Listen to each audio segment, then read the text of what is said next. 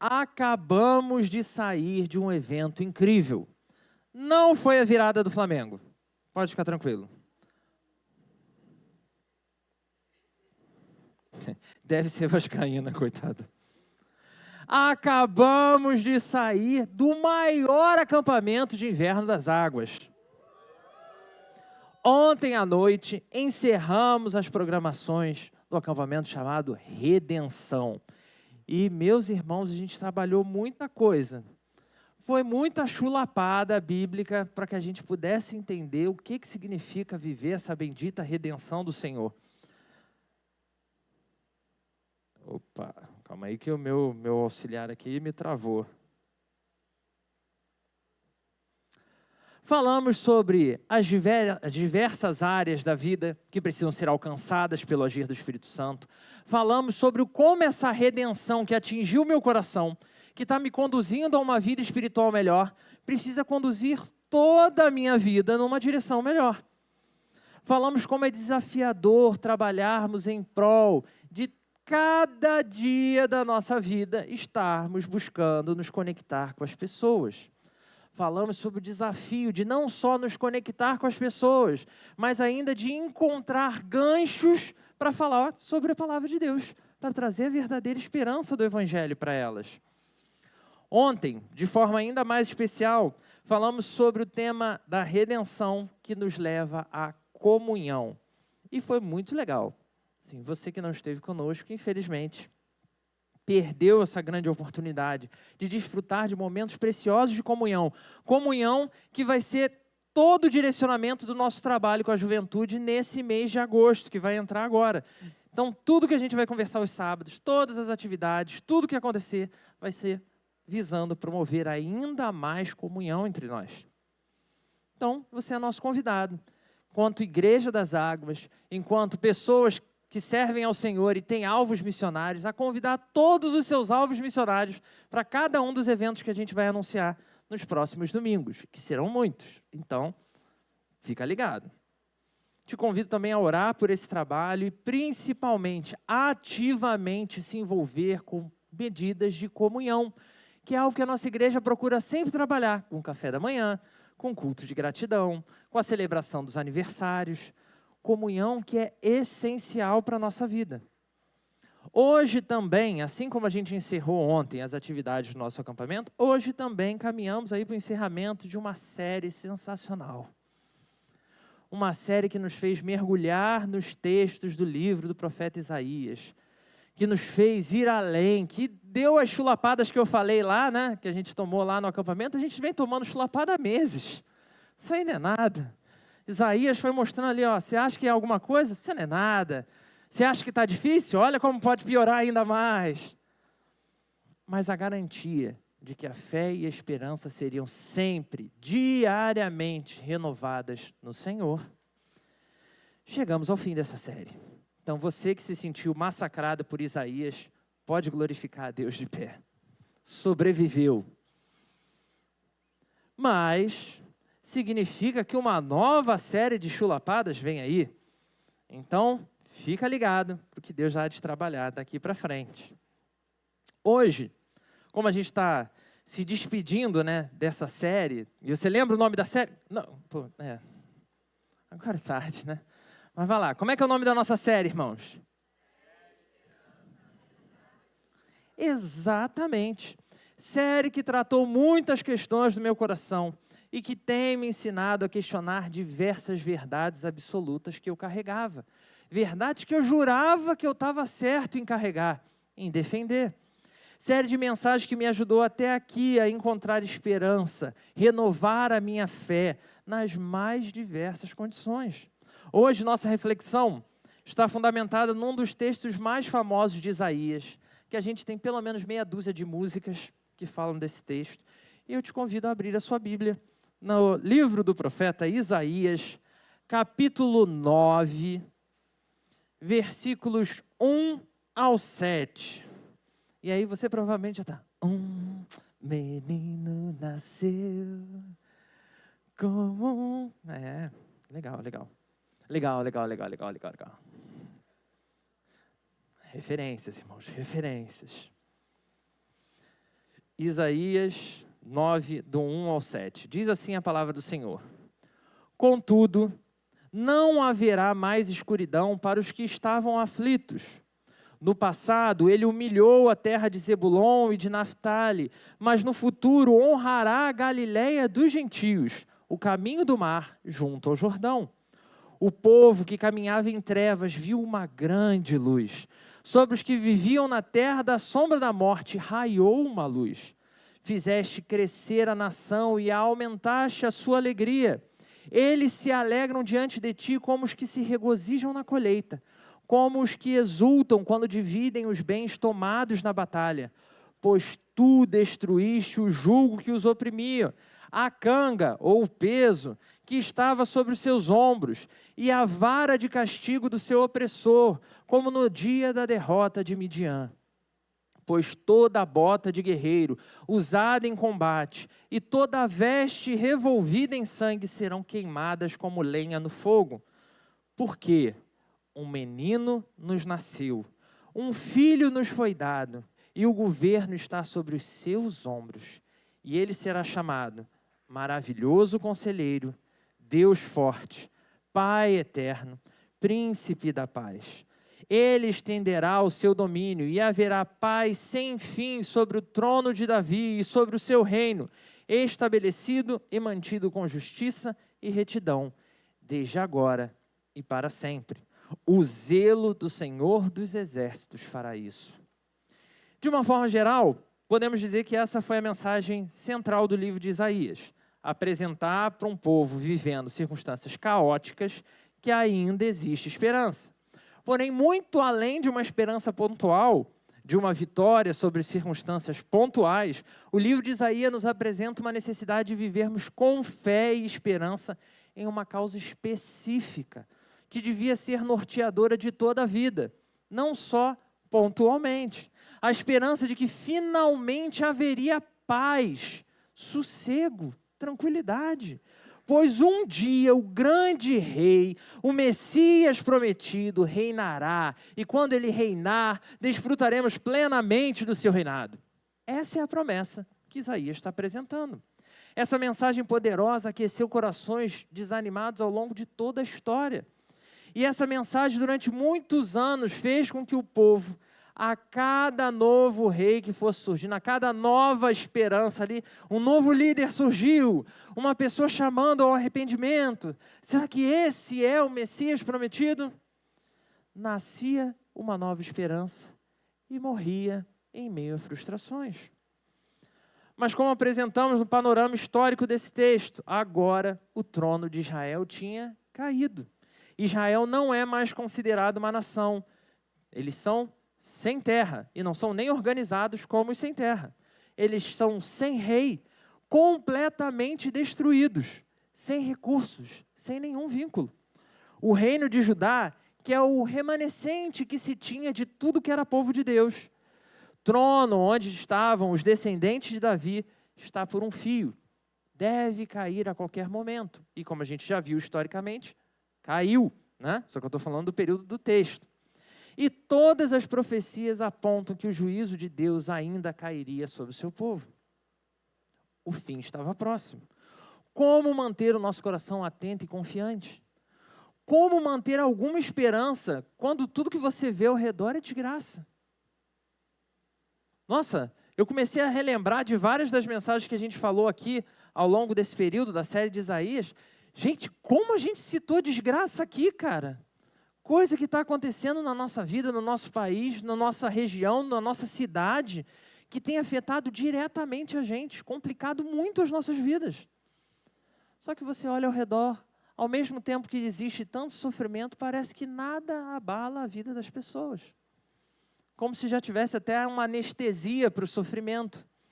A gente passa por pessoas sofrendo, passando fome, e a gente nem se comove. É o exemplo lá que a gente falou da menina que foi assassinada dentro de um shopping, na praça de alimentação. E todo mundo filmou, mas ninguém pôde ajudar a menina. Ninguém pôde socorrer a menina. Essa é a anestesia que o pecado nos traz.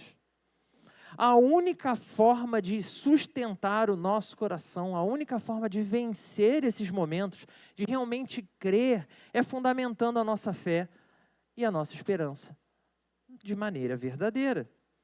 Mas com certeza, assim como o povo de Deus, você já confiou em muitas coisas. E eu não tenho dúvida disso. Você já creu e teve sua esperança em coisas, em projetos, em pessoas. E se a sua confiança, meu irmão, estiver em mim, sinto te informar, não sou um teórico do caos, mas você vai se frustrar. Se a sua confiança está no nosso amado pastor Jackson, você vai se frustrar. Nós não somos capazes de conduzir ninguém para lugar nenhum, nem a nossa própria vida. E é para esse povo que começa a olhar e se dá conta de que não adianta transferir a esperança, a confiança para pessoas, para projetos, para coisas, para sonhos, que eles precisam ter a sua esperança fundamentada em Deus. Povo chamado para ser o povo de Deus em circunstâncias de completo caos, desesperança, que essa mensagem vem. Uma mensagem de nascimento, uma mensagem de recomeço, uma mensagem com promessas eternas. Atente mais uma vez para o nosso primeiro verso hoje. Diz assim: contudo, não haverá mais escuridão para os que estavam aflitos. Cara, que coisa sensacional! Está caótico, está ruim, está difícil, meus projetos e planos não deram certo, tudo que eu acreditei até agora não deu certo. Deus sabia que o seu povo estava inserido nessa realidade. Deus entendia que eles olhavam ao redor e tudo era trevas, tudo era desafio, tudo era caos. E Deus não estava feliz com isso, irmãos. Porque a gente muitas vezes tem essa noção, né? Se tem tanto mal no mundo, onde Deus está? Por que Deus não faz? Deus está aqui, preservando a gente no meio desse caos, no meio dessa morte, no meio dessa confusão e trevas. Deus não estava feliz naquele tempo, como Ele não está nos nossos dias. Mas Ele ainda fazia questão de mostrar para o seu povo que aquele momento de dor, aquele momento de dificuldade, ainda não era o fim.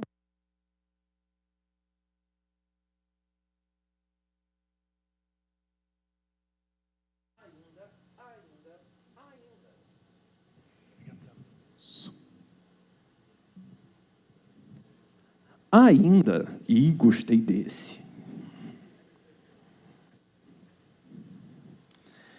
Deus mostrou para o seu povo que ainda não tinha chegado a hora do fim. Nem o fim para aquelas pessoas que eram povo de Deus, nem o fim do sofrimento. Poxa, já vi que cortou, né? Já diminuiu aí o meu poder vocal. Mas tudo bem. Deus traz nova palavra de esperança para o seu povo. Então, o tema da nossa reflexão dessa manhã, e se prepara para anotar, para a gente poder aplicar quando a gente encontrar com os nossos irmãos no núcleo. Preparado? A verdadeira esperança. Mas é o A do verbo haver, ok? Não é o artigo. Então, você está dizendo, existe verdadeira esperança. E existe um trocadilho aqui,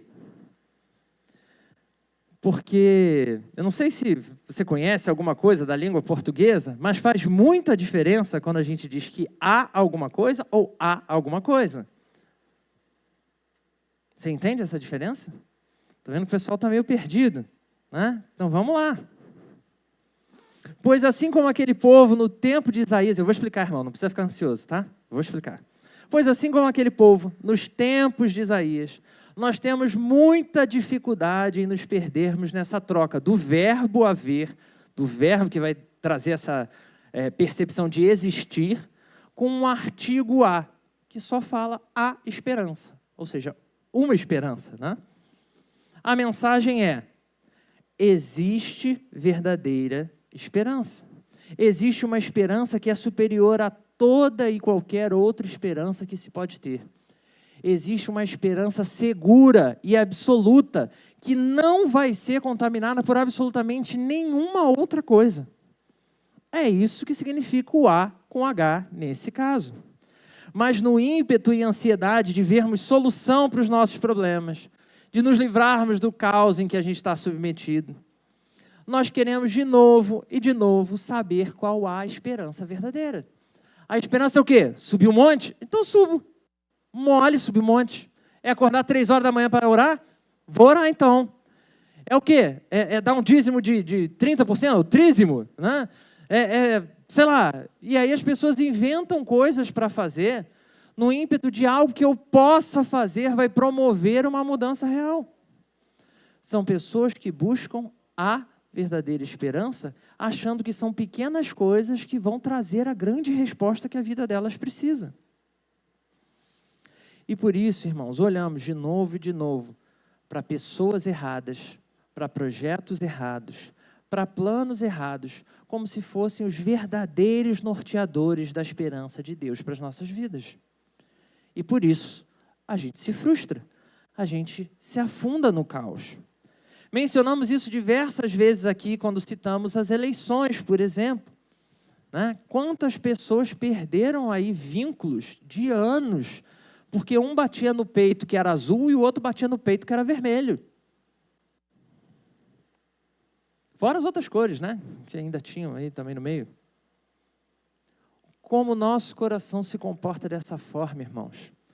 Porque agora que passou a eleição, é fácil todo mundo brincar e debochar dos dois, né? Porque já deu tempo para a gente ver que também não deu muito certo.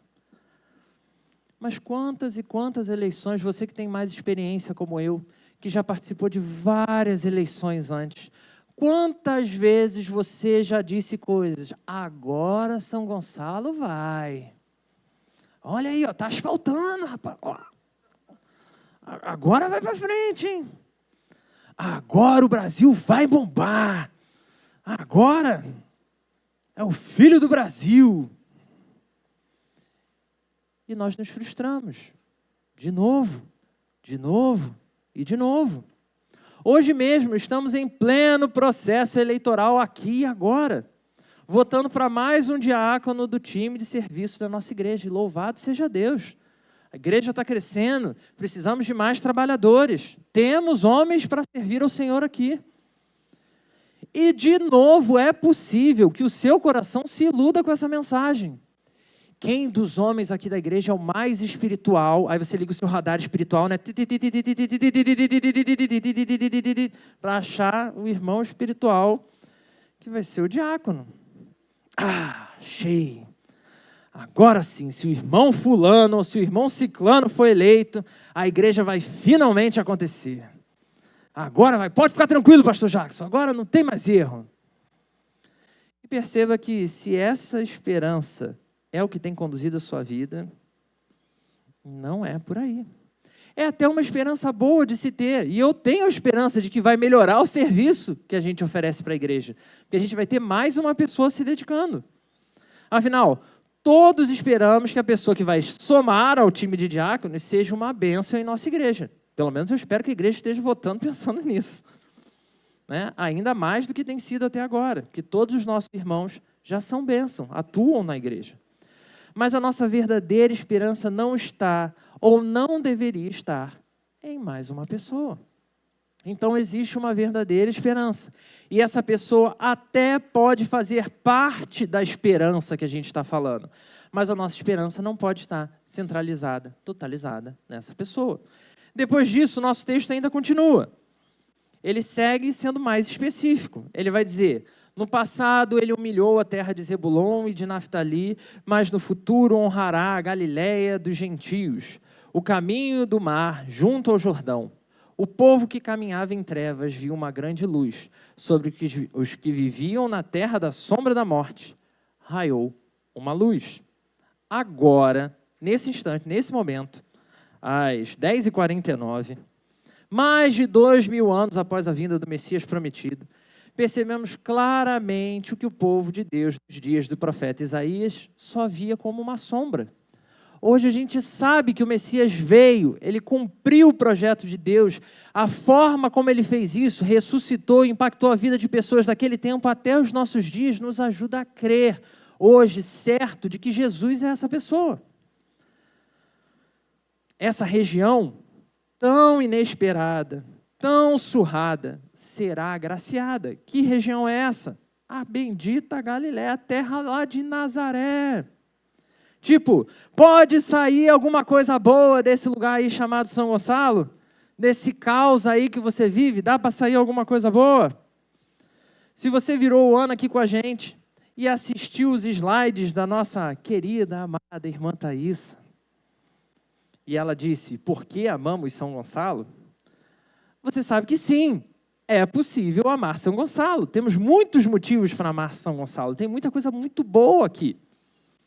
Mas quantas vezes nós nos pegamos de novo e de novo, falando que esse lugar é terrível, falando o quanto é ruim viver aqui, do quanto eu preferia estar em outro lugar, do quanto existem outros lugares melhores no mundo, questionando Deus. Deus, tu errou a pontaria, mirou Nova York e acertou São Gonçalo.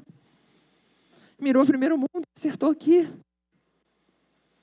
A coisa era tão séria que a gente vai ver o próprio apóstolo João, ao registrar o Evangelho, descrever uma conversa específica sobre esse lugar chamado Nazaré. Acompanhe comigo o que está registrado no Evangelho de João, capítulo 1, versículos 45 e 46. A palavra de Deus diz assim: Filipe achou Natanael e disse-lhe: havemos achado aquele de quem Moisés escreveu na lei e os profetas, Jesus de Nazaré, filho de José. Disse-lhe Natanael: pode vir alguma coisa boa de Nazaré? E o que Filipe responde para ele? Uma frase sensacional. Vem e vê. Vem ver o que pode vir de Nazaré. E é esse mesmo desafio feito por Filipe que o Senhor traz para você nessa manhã. Não importa quantas vezes você se frustrou diante de esperanças que não foram atendidas, não foram correspondidas, que não se concretizaram. Não importa o quão desacreditado esse lugar que você mora seja, o lugar que você vive, de onde você veio, ou que você acha que é capaz de se tornar, nada disso importa. Porque existe uma esperança verdadeira. Por trás de tudo que você já viveu, ainda há esperança. Então venha e veja com os seus próprios olhos a esperança do Senhor sendo derramada sobre você, sendo renovada sobre você. Lembre-se que o período profético de Isaías foi um desses períodos de extrema dificuldade. Período de crise financeira, crise de produção, crise internacional, crise nacional. Foi um momento pré-invasão e destruição de Judá. E mesmo em meio a advertências, o Senhor ministrou ao seu povo essas palavras lindas nessa manhã, que a gente canta, que a gente gosta, que a gente celebra. E que tem que celebrar mesmo, que a gente está sinalizando que Jesus Cristo é a nossa esperança. Mas que precisa sair da música e se tornar vida. Deus mesmo estava dizendo para o seu povo, todo esse medo, toda essa insegurança que você sente vai acabar. Todo esse sofrimento vai acabar, pois eu farei nobre até os lugares mais irrelevantes, lugares que você olha e fala, não tem nada bom lá, não vai sair nada daquela pessoa ali, não vai sair nada daquele lugar. Eu, o Senhor Deus, pelo meu poder, farei vir coisas novas e boas de lá. Pois em meio a todos esses rumores de morte e destruição, Deus, o nosso Deus, faria a verdadeira luz brilhar no meio daquelas trevas, no meio de todos nós. O medo e insegurança com o contexto político, com o contexto econômico, era tanto que as pessoas sequer conseguiam pensar em outra coisa. Elas passaram a viver só para aquilo ali, sabe? É aquele movimento que a gente viu antes da eleição. Se tal ganhar, acabou o Brasil. Aí o outro time está dizendo, não, mas é se o outro ganhar que acabou o Brasil. Caos e trevas dominavam. Era uma confusão completa. As pessoas correndo na rua e batendo cabeça. Porém, muitos viviam seus dias, como a gente falou, plenamente anestesiado. Está ruim mesmo. Nasci pobre, sobrevivi pobre, vou morrer pobre, e está tudo bem, me deixa viver cada dia de pobre como eu puder. Vida é assim, então... Ah, mas e sonhos, e projetos? Ah, isso aí é para quem pode. Como que é assim, meu irmão, minha irmã? A gente está falando de uma esperança que pode transformar a pior de todas as coisas em uma coisa gloriosa. Esse Deus veio ao seu encontro. Como viver essa vida que é assim mesmo? Uma vida ruim, uma vida que você não gosta, que você não está bem, que você está ali e você desistiu.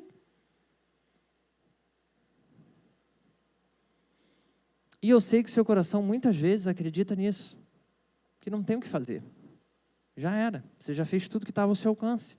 Porque o meu também faz isso. E às vezes é com coisas idiotas, né? Que nem a gente brincava ali antes do culto, do futebol. Pode ser com coisa idiota, e a gente se frustra também com coisa idiota. Mas pode ser com coisa importante. Quando a gente clama a Deus pela cura de alguém e a pessoa é levada. Quando a gente clama por uma porta de emprego porque a gente precisa de condição e a gente não consegue. Quando a gente pede muito algo a Deus e Deus diz não. E aí a gente olha e fala, desisto, acabou, não tem mais o que fazer. Não tem salvação, não tem para onde correr. Nesse sentido, podemos dizer que as palavras desse texto vêm como uma verdadeira pregação do Evangelho para nós. São um lampejo de esperança em corações que estão completamente dominados pelo caos.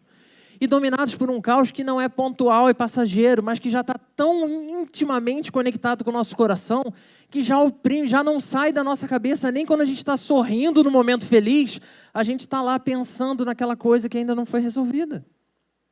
Para esse povo de Deus ao longo da história, a esperança era uma manifestação da verdadeira luz do Senhor. Luz que dissipa trevas, luz que arranca toda e qualquer trevas. Viver sobre aquela sensação de fim iminente, irmãos. Voltou? Mas eu quero aquela voz celestial. Vamos ver. Aí, não está tão celestial quanto o outro. Mas tudo bem, eu te perdoo. É o amor em Cristo, é o amor em Cristo. Obrigado, meus irmãos. Eles conheceriam a verdadeira luz que é capaz de dissipar todo e qualquer poder das trevas. Só que para eles ainda era uma mensagem de promessa futura. Algo que eles só podiam sonhar em conhecer. Essa luz tornaria o povo próspero. Essa luz encheria os corações de alegria, mais alegres do que em tempos de colheita. E, meu irmão, eu não sei se você já teve a oportunidade de ir no interior e ver quando você está ali numa colheita que a pessoa realmente investiu e ela está tirando ali o melhor da colheita. Eu lembro da minha avó plantou um pé de acerola na frente de casa. A acerola no início dava aquela meia dúzia, então você tinha que correr, senão o vizinho passava e colhia primeiro, né? Não, mas depois do primeiro ano, era tanta acerola que o pessoal da rua inteira ia lá. Até hoje o pessoal vai catar acerola lá. Aí às vezes eu falo, pô pai, aí o pessoal aí, ó, com balde, o pessoal vai com balde, tá? Catar acerola lá na frente da casa dos meus pais. Tem demais. A gente toma acerola todo dia aqui e ainda tem para todo mundo. É uma alegria, irmãos, de que o seu esforço, ele não só foi correspondido, como você percebe que ele foi muito além, o retorno foi muito além. É essa alegria que o texto está apresentando. Mais alegres do que em tempos de dividir conquista em batalha. Eu sei que quando a gente vê um filme de guerra foca lá na hora, né, da sangue, a cabeça para um lado, o corpo para o outro e tal. E aí no final é a parte boa, em que você vai olhar e vai falar, cara, valeu a pena. Eu protegi a minha casa, eu garanti o bem-estar e agora eu tenho algo aqui para dispor. Olha aqui o resultado. Essa luz será um verdadeiro divisor de águas na vida daqueles contemplados por ela. Mas que raio de luz é esse que vai desencadear todas essas coisas? Os versículos 4 e 5 vão expandir essa ação transformadora, essa ação redentora, dessa poderosa luz sobre o povo de Deus. Versículo 4, dizendo, o opressor vai ser destruído, o peso e a cobrança excessiva vão ser removidos. Pode ficar tranquilo, está certo. Versículo 5, toda marca de combate, tudo que você sofreu, tudo que você suportou até aqui, todas as dificuldades, todas as lutas, tudo isso vai ser queimado e esquecido. Tudo isso vai ficar para trás. Isso que é tão terrível para você hoje vai ficar para trás. Porque tudo isso será transformado pela poderosa luz do Senhor. Essa luz será tão intensa que ela vai transformar não só todas essas coisas, mas ela vai transformar essas coisas em coisas novas. Lugares tenebrosos em lugares desejáveis. Pessoas tristes e oprimidas em pessoas felizes. Pessoas verdadeiramente livres para viver a sua liberdade. Tudo mediante o agir libertador dessa luz. Que poder é esse? E eu te convido de novo a olhar para o seu texto. Agora eu vou ler na versão da ARA, que eu amei a versão da NVI, mas a minha cabeça e meu coração estão cedidos à ARA, que diz assim: porque um menino nos nasceu, um filho se nos deu, o governo está sobre os seus ombros e o seu nome será Maravilhoso Conselheiro, Deus Forte, Pai da Eternidade, Príncipe da Paz. Como poderia a esperança de salvação de um mundo todo estar unicamente centralizada num bebê? Essa certamente foi uma pergunta que deve ter incomodado grande parte dos ouvintes de Isaías. Quando eu preguei sobre esse mesmo texto, na semana antes do Natal, e eu descobri quando eu estava escrevendo e eu fui salvar e eu não pude salvar com o nomezinho do texto, né? Eu fiz, naquela pregação, eu fiz uma comparação, e aí eu aproveitei para ler de novo, para não falar para a igreja a mesma coisa. Aí eu vi que eu fiz uma comparação que eu achei bem interessante naquela ocasião, que eu fiz a comparação do que Isaías está apresentando aqui, desse bebê, a lógica dos bebês na Grécia Antiga, na Grécia Clássica. Porque esses bebês especiais eram filhos dos deuses com os homens. E seriam eles os grandes líderes da humanidade, os grandes reis, os grandes conquistadores. Um homem com características divinas para guerrear e conquistar todos os outros povos, trazendo a glória da Grécia. Inclusive, ao olharmos para alguns dos acontecimentos descritos nos Evangelhos e no livro de Atos, podemos perceber que até mesmo alguns discípulos de Jesus também tinham essa expectativa de que Jesus fosse esse cara que ia fazer ali um negócio diferentão e ele ia ser o rei, ia reinar ali num trono local. De que Jesus fosse instaurar o seu reino aqui na terra, de que ele fosse derrotar militarmente o Império Romano e nos trazer de volta a glória do verdadeiro Israel. Mas a proposta divina não era essa. Era extraordinariamente maior e melhor do que eles sequer podiam sonhar, exatamente como a colheita que a gente falou. A salvação prometida não se restringiria a mais alguns poucos anos de glória sobre o governo de um bom rei. Não estamos falando de apenas uma esperança curta e provisória, que eu sei que atende à nossa necessidade, irmãos. Eu não estou negando isso. Mas o que Deus está oferecendo é algo que vai além, muito além. Falamos de uma esperança eterna. É claro, meu irmão, que Jesus traz esperança para as circunstâncias pontuais da nossa vida. Em Jesus há esperança para você. Há esperança para você. Fica feliz, dá um sorrisinho. Há esperança para você, isso. Em Jesus, há esperança para o seu casamento, apesar da pessoa insuportável que você se tornou para o outro. Apesar da cara que o outro vê quando você acorda de manhã, há esperança para o seu casamento. Em Jesus, há esperança para a sua família.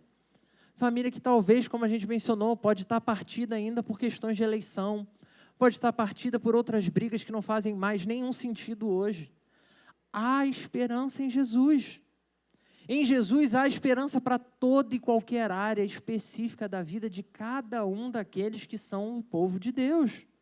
Continua existindo esperança para nós, irmãos. Mas isso só é uma verdade porque em Jesus há uma esperança real de redenção completa da criação de Deus. Não é uma redenção para você, não é uma esperança para você, é uma redenção para a criação que também inclui você. E glória a Deus porque inclui você, glória a Deus porque inclui a mim, porque não precisava, mas em amor me incluiu. Ou seja, Jesus não seria apenas mais um bom rei dentre tantos outros, mas ele é o melhor de todos os reis. Ele venceria aquele que é o principal perpetuador do sofrimento no mundo, que é o pecado. não era a Babilônia, não era a Síria, não era o Egito, não é Estados Unidos, não é a Rússia, não é o governo A, não é o governo B, não é, sei lá, Illuminati, reptilianos, sei lá, o que tem mais aí? Alienígenas, e sei lá o que você está com medo. O pior inimigo que nós enfrentamos é o pecado. A Bíblia fala sobre isso. E esse rei vence, derrota de uma vez por todas o nosso maior inimigo. Esse menino, esperança de todos os homens, traria o fim às guerras, o fim da escravidão. Ele traria a vitória definitiva sobre o pecado, sobre a morte, sobre o mal. Nele qualquer homem, qualquer mulher, de qualquer povo poderia encontrar esperança, segurança, renovo e paz. Há esperança verdadeira e ela tem nome. Qual é o nome dessa esperança? Ou melhor, qual é o nome da sua esperança? Lula? Bolsonaro? Os limitados e tão pecadores como qualquer um de nós?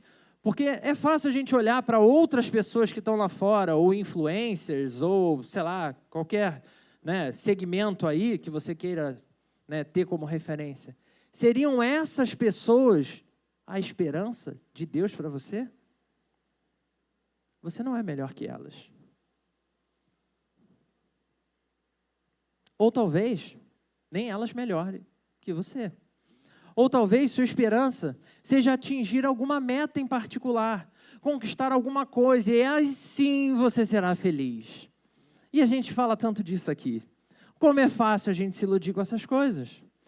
Então, essa coisa tem sido a sua maior esperança.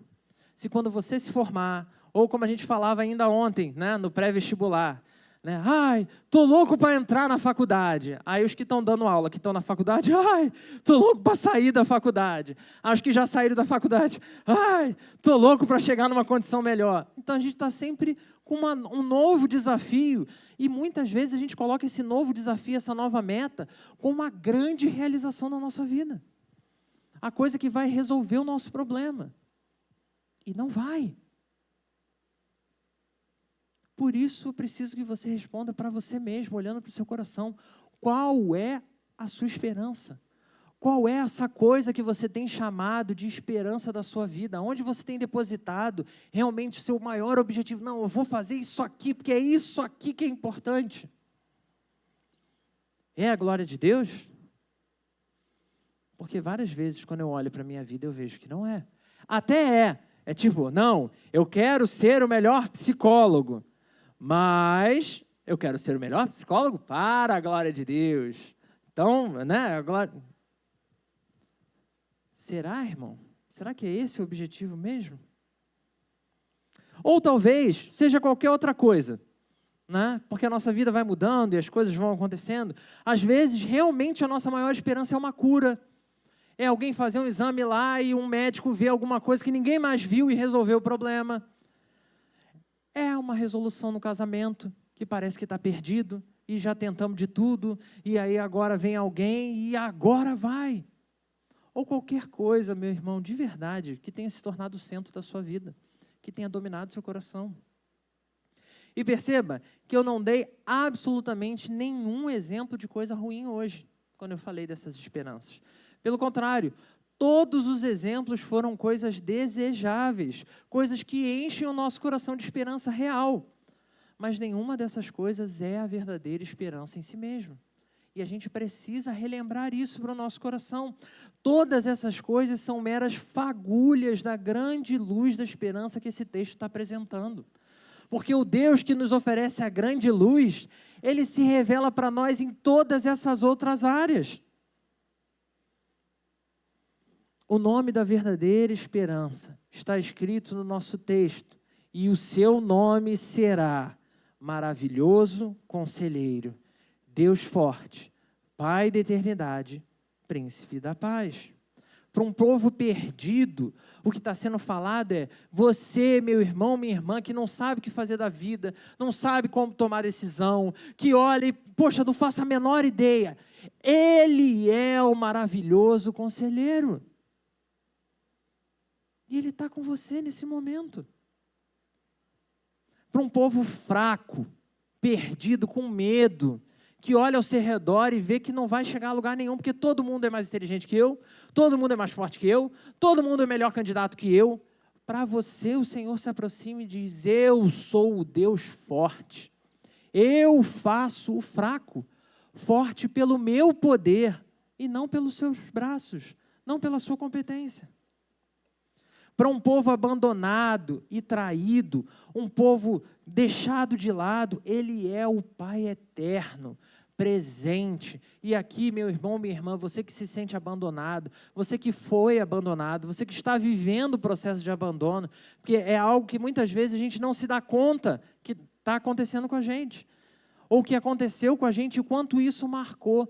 Deus é um Deus presente, Ele não nos trai, Ele não nos abandona, Ele garante que vai estar com a gente sempre, em toda e qualquer circunstância. Para um povo em tempos caóticos, tempo de guerra, tempo de sofrimento, tempo de luta, Ele é o príncipe da paz. Jesus Cristo, o Rei dos reis, Senhor dos senhores. Jesus Cristo foi esse homem Deus que viveu num lugar deplorável chamado Nazaré. Ele foi o que veio lá da Galiléia, andando e beirando ali o Jordão. Ele é a luz dos homens. Como João, de novo, vai nos ajudar a enxergar, quando ele registra agora, lá na primeira carta de João, capítulo 1, versículo 5, quando ele diz: essa é a mensagem que dele ouvimos e transmitimos a vocês. Deus é luz, nele não há treva nenhuma. Esse é o nosso Deus.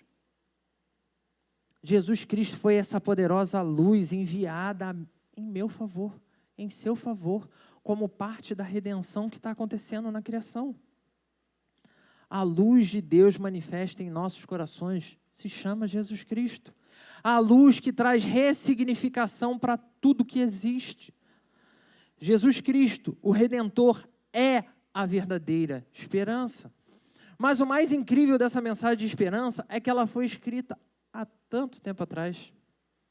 E apesar de, sim, ela ter aquecido o coração, transformado vidas ao longo da história do povo de Deus, Deus, na sua eterna graça, reservou o dia de hoje para falar com você sobre isso. De tantas coisas que Ele já falou, de tantos cuidados que Ele já ministrou, Ele te trouxe aqui hoje para ouvir sobre isso. Agora, nesse momento. Momento que talvez não seja um dos melhores da sua vida. Ou que talvez até você olhe e fale: cara, eu estou no melhor momento da minha vida. E para mim, Felipe, olhando assim, só julgando pelo rosto ou pela roupa que as pessoas vestem, é impossível dizer exatamente tudo que você está passando, tudo que você está sentindo, tudo que você está sofrendo. Mas eu te garanto que essa dificuldade que eu tenho não é nada para esse rei que a gente está falando aqui. Ele conhece você melhor que você mesmo. Ele vê você de um jeito que nem o melhor espelho pode te mostrar que você é. Esse Deus que conduziu essa mensagem para você nessa manhã, traz o mesmo poder da sua gloriosa luz sobre a sua vida. O poder da verdadeira esperança. Jesus Cristo está redimindo toda a criação, irmãos, e essa obra está acontecendo diante dos nossos olhos. Como Ele mesmo prometeu, Ele está preparando um lugar eterno com Ele. O meu lugar está sendo preparado. O seu lugar está sendo preparado. Assim como Ele, nessa grande obra de redenção, está me transformando, está me renovando a cada dia pelo seu poder. E isso é extraordinário, só que extremamente doloroso. Porque isso significa abrir mão de falsas esperanças que a gente acreditou, de falsas convicções que a gente carregou. Por isso, irmãos, é sim extremamente relevante a gente entender que enquanto a gente estiver aqui, não seremos perfeitos, não teremos casamentos perfeitos, não viveremos na igreja perfeita. Agora é o momento que a igreja fazia, apesar de tantas outras coisas, de tantas pessoas imperfeitas, apesar de tanto caos. Caramba, já é tão difícil, né? Não podia já meter uma perfeiçãozinha aí? Hoje, eu e você já somos chamados a experimentar o poder da perfeição da glória futura, da esperança que enche o nosso coração. É um pai que olha para o filho que desobedeceu, corrige o filho que desobedeceu na expectativa de que aquele filho aprenda, na expectativa de que ele vai crescer e ele vai seguir o caminho certo. É aquele marido que discute com a esposa, ou a esposa que discute com o marido, e às vezes pede desculpa e resolve aquela situação na esperança de que a pessoa tenha entendido o lado. É como tantas circunstâncias da vida, meu irmão, minha irmã, que você faz e que você acredita que o Senhor está cuidando além da sua ação. Nossa vida, nosso casamento, nossa igreja, nossas amizades, por todo lado, vemos esses lampejos da esperança futura, da glória futura. Tudo por conta do versículo 6. E eu te convido à leitura desse versículo junto comigo, mas aí coloca na ara, por gentileza. Dá para projetar lá? Vamos lá, versículo 6. Tan, tan, tan, tan.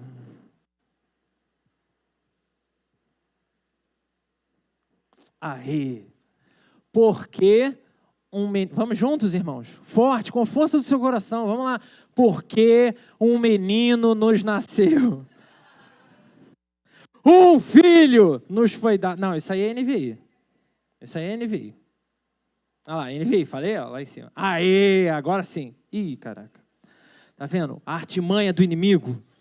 Tá vendo? Querendo atrapalhar. Vamos lá, para a glória de Deus.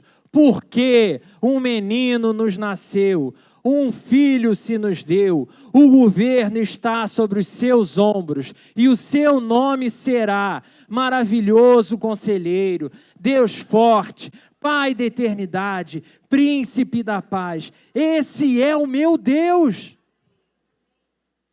Essa é a minha esperança. Essa é a sua esperança.